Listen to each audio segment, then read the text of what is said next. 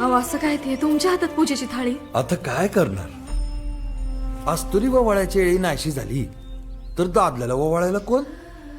म्हणून दादला शोधित फिरतो आस्तुरीला.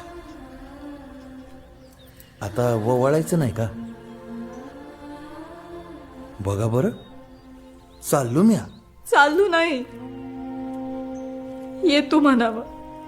तुम्ही तर असं बोलताय की मी येणारच नाही परत. काहीतरीच बोलता बघा तुम्ही. आता ववाळा, आणि असं रडून नाही, हसून हसून ववाळत. आणि यमराज आला तर त्याला बी सांगन, एकदा माया आस्तुरीचा हसणं बघू दे, मग ने कुठं न्यायचं तिकडं. हसा बरं, हसा बरं. अहो